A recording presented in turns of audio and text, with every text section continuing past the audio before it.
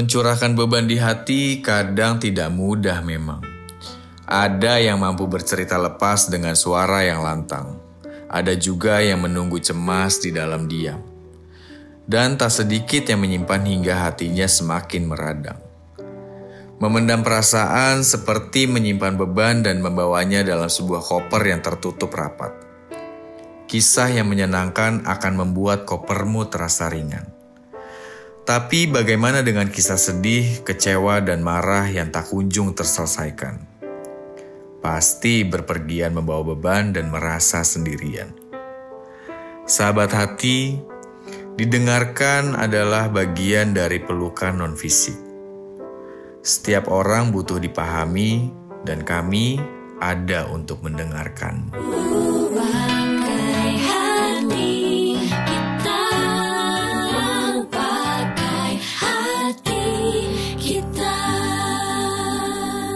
Palingnya kalau masalah diri sih lebih overthinking sih, karena efek tadi mungkin ya, kayak nggak boleh ngasih tahu ke siapa-siapa, jadinya mikir sendiri muter-muter.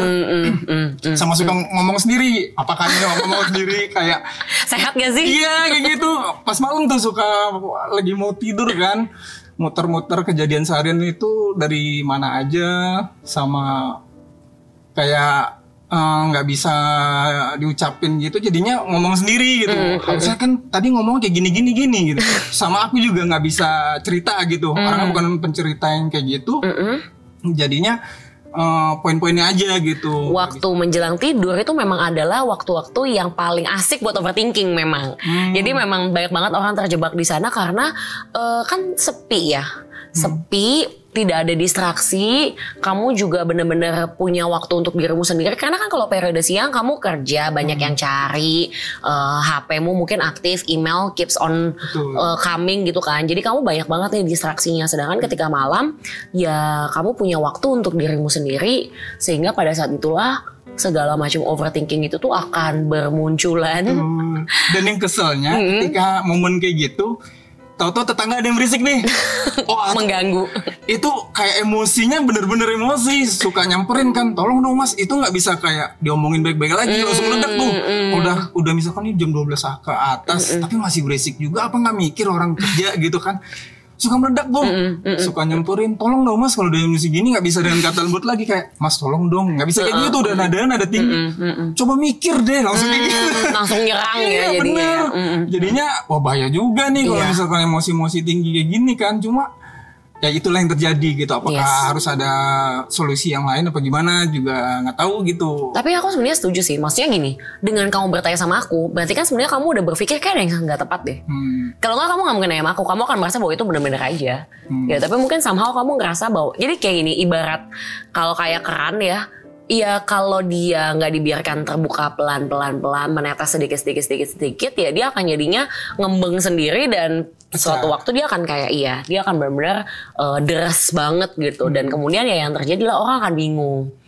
Orang di sekitarmu akan dari awal seperti apa, tahu-tahu disemprot kan. Iya, kayak kan merasanya kamu baik-baik aja. Bener. Ini kamu sedang punya hubungan romantis, relasi, atau kamu lagi single atau gimana? Oh, ada pasangan. Oke, biasanya sebenarnya yang paling sering mengeluh itu adalah dari mana sih? Dari pasangan kah, teman kah, keluarga kah? Untuk apa dulu nih?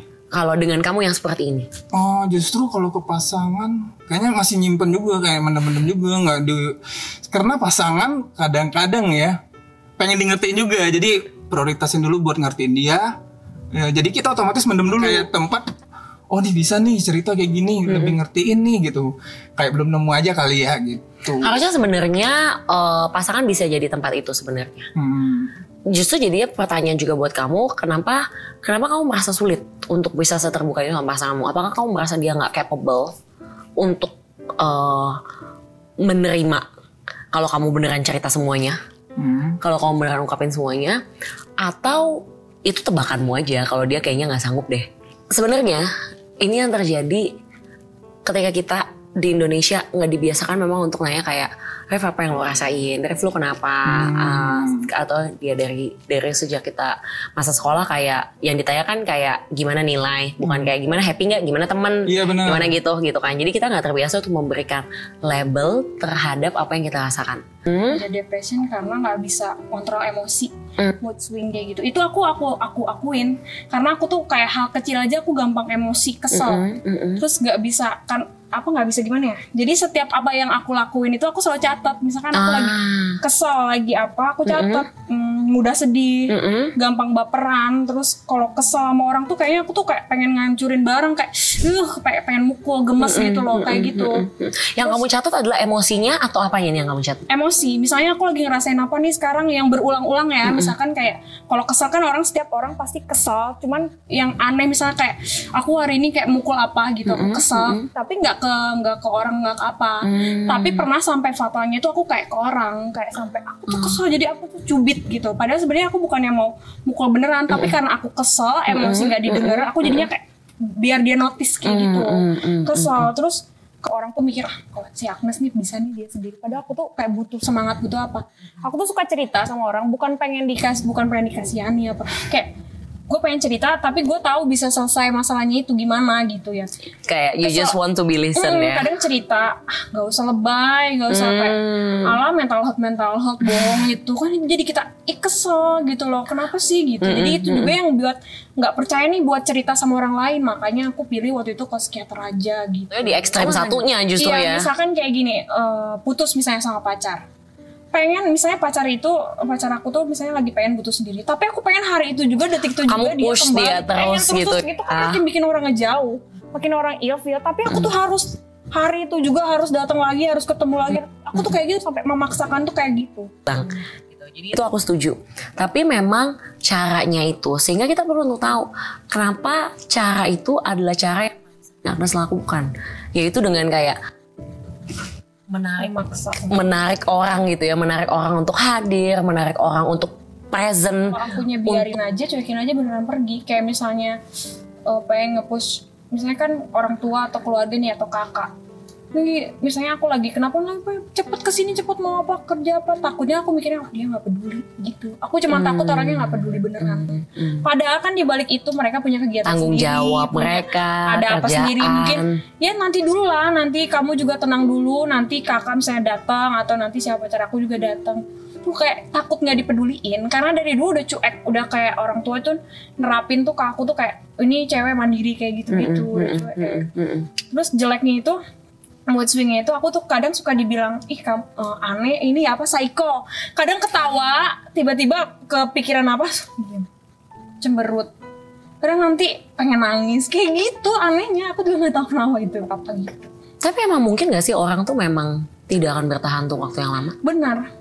Jadi sekarang itu kesini-sini aku positive thinkingnya kayak apa yang lu punya itu nggak akan selamanya didapetin gitu loh, nggak akan long lasting. Betul. Kayak ya udah mau gimana lagi, namanya hidup tuh pasti ada yang datang dan pergi. Betul. Aku sih ngeyakinin kayak gitu, walaupun kata orang lebay itu udah jalanin aja ya. Tapi kita harus punya benar-benar nerapin ke hati tuh benar-benar. Nah sekarang itu aku nerapin itu baru-baru.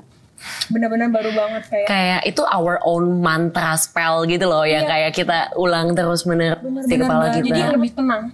Kayak oh iya bener ya, bener gitu. Setuju banget sama kamu. Bahkan kamu sekarang lagi dalam in a relationships atau gimana? Iya. Oke. Jadi gini, bahkan ketika kita pacaran sekalipun dengan status yang jelas sekalipun, nggak pernah ada jaminan 100% bahwa dia tuh akan 100% selalu ada buat kita, atau dia tuh nggak akan pernah selingkuh, atau dia tuh ya apapun lah gitu, you name it gitu. Tapi kemudian kamu dengan berani mengambil komitmen, oke, aku mau mencoba untuk berkomitmen, mencoba untuk percaya sama dia. Meskipun tidak pernah ada jaminan 100% dia pasti gak pernah selingkuh sama sekali. Sama, kamu juga gak bisa jamin kok 100% bahwa kamu gak akan selingkuh. Mana kamu bisa jamin? Besok kamu ngapain aja kamu gak tahu. Lusa kamu ngapain aja kamu gak tahu. Tapi kamu berani ambil komitmennya kan. Tapi kamu coba, ya udah deh, I try. Aku mencoba untuk ambil komitmennya. Dia kasih kamu kesempatan, kamu kasih dia kesempatan, and then kalian sama-sama jalan. That's life. Cuman sekarang ya kadang hidup ada lagi gitu yang baru lagi permasalahan yang timbul gitu kan. Sekarang sih aku lebih kayak mungkin lagi gampang ya kayak hidup aku mau dibawa kemana gitu. Aku tuh sebenarnya pengennya apa dalam hidup ini gitu, dan banyak pertanyaan-pertanyaan yang aku tuh sebenarnya sudah mulai khawatir dengan diri aku, ini aku mau dibawa kemana. Karena dari kecil itu memang udah kamu tuh terima apa adanya, jangan ada orang yang lebih susah, selalu ada orang yang lebih susah, ada orang yang lebih menyedihkan dari kamu tuh kayak gini harusnya bersyukur gitu. Jadi aku memang ngerasa kayaknya dari kecil itu aku kalau sedih itu ya udah terima, telan aja gitu loh, telan aja, udah nanti juga lewat kok gitu, jangan dipikirin. Cuman kan makin besar kita kan masalah makin banyak yang masuk, apalagi tambah banyak ketemu orang lain, dan waktu itu memang aku ngerasanya banyak hal yang aku tidak ngerti, kenapa kok aku bisa berpikiran seperti ini, kenapa aku kok dikit-dikit nangis, dikit-dikit stres, padahal di luar orang nggak tahu kalau aku adalah happy aja. Iya, ya. orang di umur aku sekarang keluarga juga sudah punya banyak mempressure banyak hal ya, dari nikah lah apa gitu, dan jujur aja aku bukannya tidak mau gitu, cuman aku belum siap aja. Pertama belum siap, kedua memang belum siapnya mungkin karena memang belum ketemu orang yang tepat gitu. Aku punya orang ini adalah orang yang tepat buat aku untuk aku habisin hidup aku. It was great. Iya. Tapi kadang-kadang orang tua itu tidak mengerti ya, diketemukan sama orang. gitu. Iya, sempat dijebak kalau ketemu. Tahun ini? Iya, kejadian tahun ini 2 kali, and I was very angry with my mom karena aku ngerasanya kayak Sangat tidak dihargai. Iya, pendapat kamu. Iya, aku tidak dihargai. Your needs. Iya, sebagai perempuan pun aku tidak dihargai gitu. Oke lah kalau misalkan mereka mau, aku tidak menentang yang namanya perjodohan. Tidak sama sekali. Aku ingin caranya yang benar. Jadi ketika kita dikasih tahu, oh nih si Niki orangnya seperti ini, aku juga dikasih tahu dong cowoknya siapa, orangnya kayak apa. Ini jangan tiba-tiba langsung dia tahu aku kayak gini, tapi aku nggak tahu dia kayak gimana, tapi aku harus ketemu dia. Tahu bulat banget ya? Iya. Ya. Buat aku ya benar itu, dari mata turun ke hati gitu. Jadi buat aku memang bukan masalah ganteng atau cantik ya gitu. Cuman kita kan setiap orang kan punya istilahnya punya seleranya masing-masing kan gitu. Karena ada satu momen juga yang bikin aku cukup sedih banget gitulah ya. Aku waktu itu ada masalah ada masalah hati lah sama cowok gitu ya.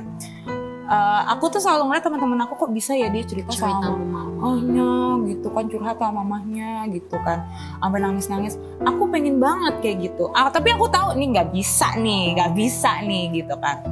Tapi waktu itu aku udah kayak aduh gue udah gak kuat lagi nih gitu. Gue cuman butuh dipeluk aja gitu. Aku mau ke arah ke depan kayak apa. Aku jadi dia merasa kalau aku terlalu serius di karir, kamu kan gak ada waktu buat kamu kan keluarga gitu. Buat Kamu kan build your own family gitu. Aku mau punya keluarga, aku mau punya suami, aku mau punya anak, tapi nggak kayak dia caranya gitu.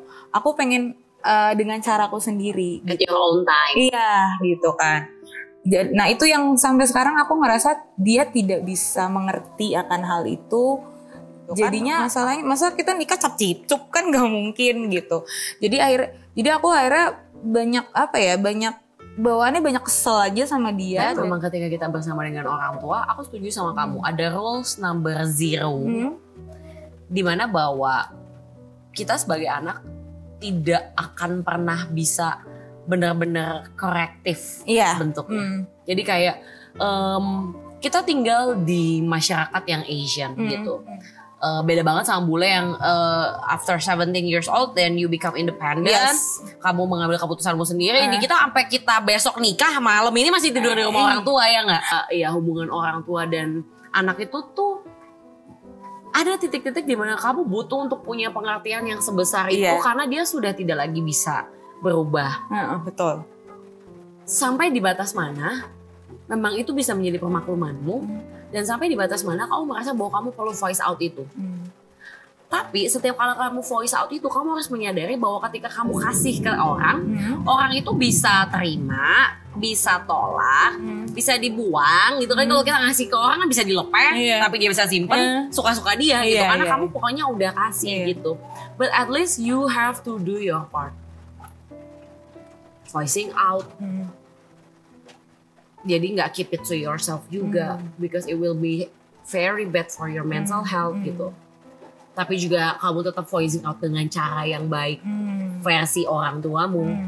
Setelah kamu sudah melakukan semua bagianmu dengan baik dan benar, kalau respon dari orang tuamu belum sesuai dengan harapanmu, out of your control.